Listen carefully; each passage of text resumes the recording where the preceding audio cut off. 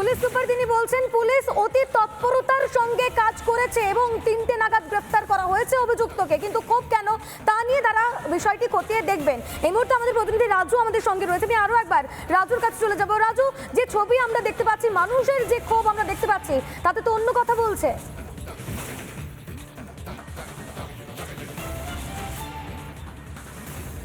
একদমই রুটি মূলত এই যে মানুষের ক্ষোভ মূলত আছড়ে পড়েছে এই ফাঁড়ি না, এবং যে সমস্ত পুলিশ আধিকারিক ছিল তাদের কাছে যখন পৌঁছায় তারা কিন্তু তাদের উপর চড়াও মারধর করে, এমনটাই কিন্তু জানা যাচ্ছে।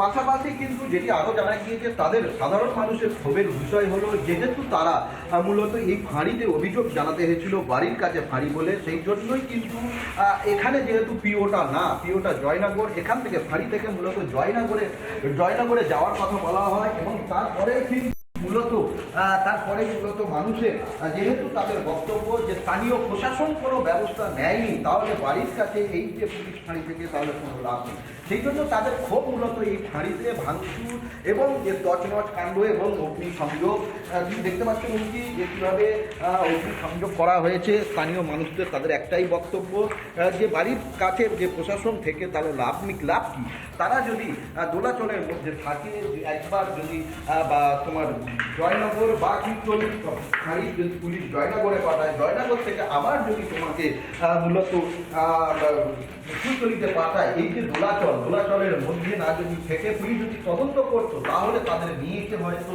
এই নিধক দেহ না পেয়ে তাকে জীবিত অবস্থায় পাওয়া যেত।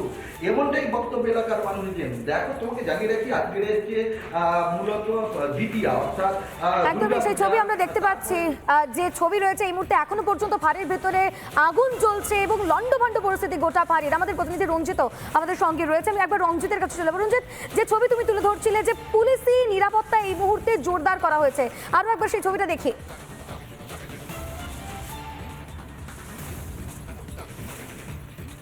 একদমই। আর রুমকি, তোমাকে পুলিশ নিরাপত্তা চিত্র দেখাবো। আমার ক্যামেরা পার্সন কুতুব যে চিত্র দেখাচ্ছে, রুমকি তুমি দেখতে পাচ্ছ বারুইপুর পুলিশ জেলা পুলিশ সুপার রয়েছে এবং ঘটনাস্থলে কিন্তু বিশাল পুলিশ বাহিনী মোতায়েন রয়েছে। তোমাকে সেই চিত্র দেখাবো। তুমি দেখতে পাচ্ছ ক্যানিং, বারুইপুর, জয়নগর এবং কুলতলি সহ আশপাশে বেশ কয়েকটি থানার পুলিশ কিন্তু এই ঘটনাস্থল যে মহিষমারি বাজার, সেই মহিষমারি বাজার সহ এলাকায় মোতায়েন রয়েছে এবং এলাকায় টহল দিচ্ছে। তুমি দেখতে পাচ্ছ দোকান, আমি তোমাকে চিত্র দেখাবো।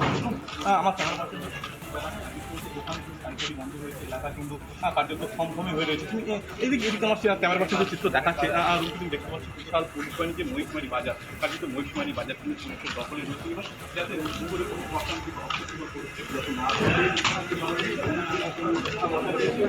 গ্যাস রয়েছে, লাঠি রয়েছে এবং পুলিশের হেলমেটের রয়েছে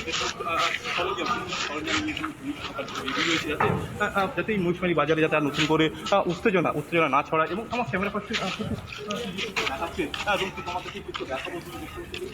যাত্রায় যাবো কিন্তু কার্যত পুরো শুনশান এলাকা, শুনশান রয়েছে, একটু থমথমে এলাকা এবং বিভিন্ন জায়গায় সেই ছবি আমরা দেখতে পাচ্ছি। এই মুহূর্তে থমথমে পরিস্থিতি মহিষমারি বাজারের, পুলিশি টহল চলছে এবং এর পাশাপাশি মোতায়েন করা হয়েছে পুলিশ। আমাদের দুই প্রতিনিধি আমাদের সঙ্গে ছিলেন রাজু এবং রঞ্জিত। তোমাদের দুজনকে আপাতত ধন্যবাদ।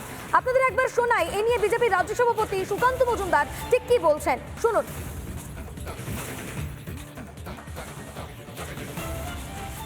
তো মুখ্যমন্ত্রীর নির্দেশে এটা করেছে পুলিশ, অভিযোগ নেয়নি, কারণ মুখ্যমন্ত্রী বলেছিল আপনারা সহজে এফআইআর নেবেন না। তো আজকে দেবী পক্ষের মধ্যে আমার ঘরের দুর্গার সাথে এভাবে রেপ হচ্ছে এবং আমাদের কাছে যে এখনও পর্যন্ত যা খবর পাচ্ছি আমরা, যে ওখানে পরিস্থিতি অত্যন্ত অগ্নিগর্ভ হয়ে উঠেছে। মানুষ এই পুলিশ প্রশাসনের বিরুদ্ধে যে বিক্ষোভ দেখাচ্ছে, এই বিক্ষোভটা শুধু পুলিশ প্রশাসনের বিরুদ্ধে নয়, এটা হচ্ছে পুরো মমতা বন্দ্যোপাধ্যায়ের বিরুদ্ধে বিক্ষোভ। মমতা বন্দ্যোপাধ্যায় এই মুহূর্তে লিটারালি রাজ্যটাকে সামলাতে পারছে না। আমাদের ঘরের মেয়েদের যদি মান সম্মান ইজ্জত না থাকে, কোন দুর্গার পুজো করবো আমরা? কাকে নিয়ে উৎসবে মানবো? মুখ্যমন্ত্রীর কথা